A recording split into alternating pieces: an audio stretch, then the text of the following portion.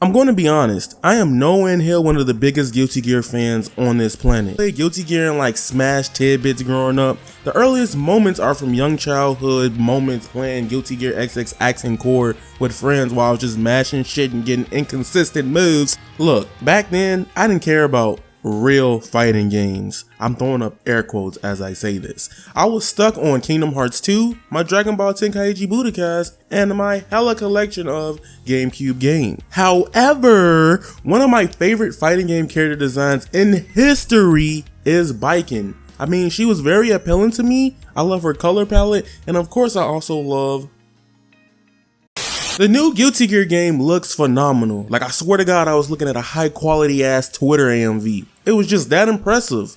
But in the past, I played a little of Guilty Gear Xrd, and as good as the game was, I just couldn't get into it. But at the same time, my focus was still on JRPGs and anime games, so I never really dived deep into it. The game has the potential to take over everything in 2020 when it comes to fighting games, and right now, it looks too good to be true.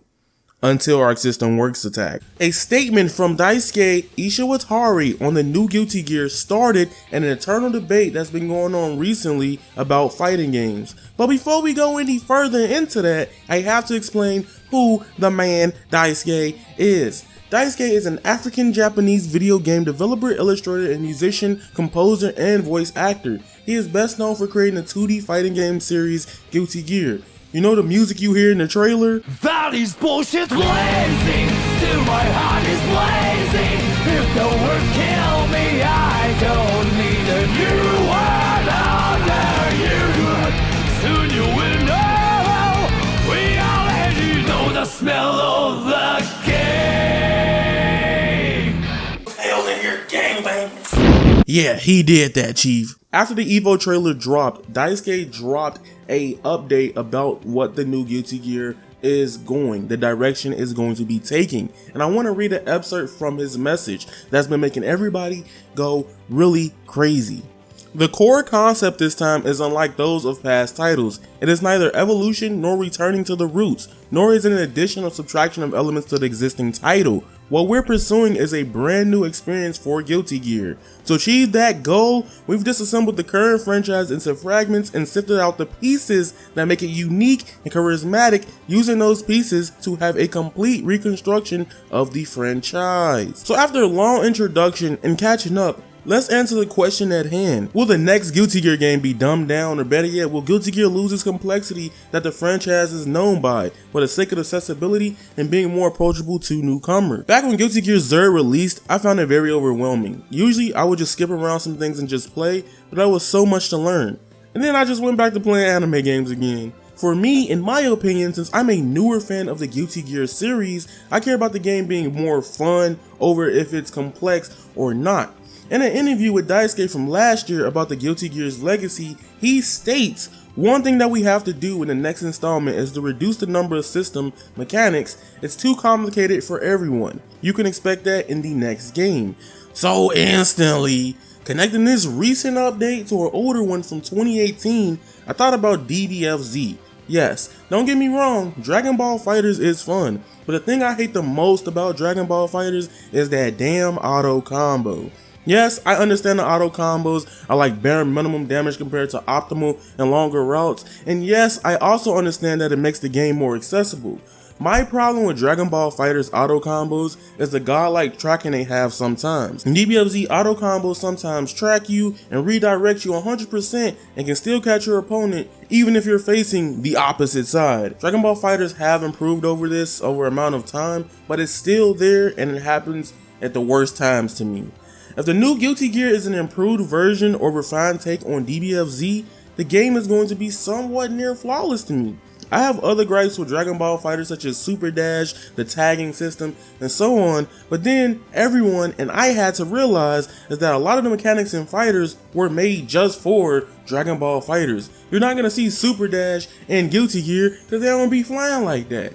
You ain't gonna see a tag system unless he makes it a tag system, because Guilty Gear is usually a 1v1 like game. That's just the reality, that some mechanics are made to appeal to a different type of game, and everything won't be just carried over from one game to the next iteration, no matter if it's a different IP or not. Another huge problem is pleasing the fans that love the complexity of how Guilty Gear is.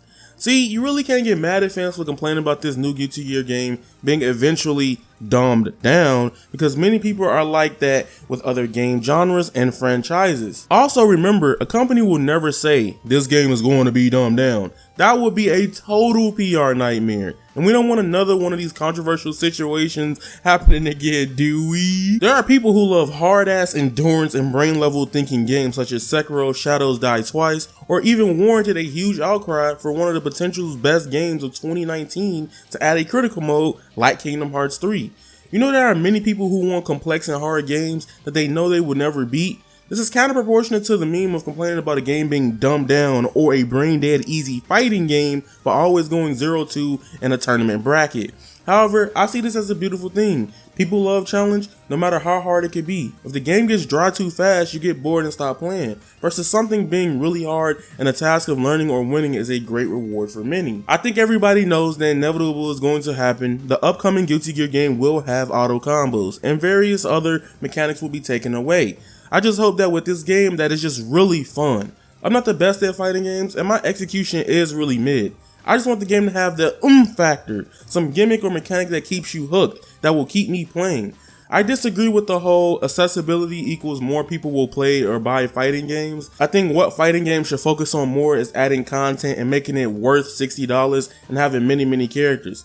Look at Smash Ultimate. It has over 65 plus characters on launch, and a game sold over 14 plus million in dollars. Let's not get into that discussion today though. That's another video for another day. So, what do you think, Avatar Nation and the new peoples? Will the new Guilty Gear be dumbed down, or will it be fun enough to change the anime fighting game scene, or will it just be another variation of DBFZ? That being said, it's Avataryaya. Follow me on Twitter at avataryayaTV, and join my Discord down below for updates on my next gaming tournament with potential prize pools and updates on all content and me. And remember, you guys are golden, and that is raw. Squalla. Peace.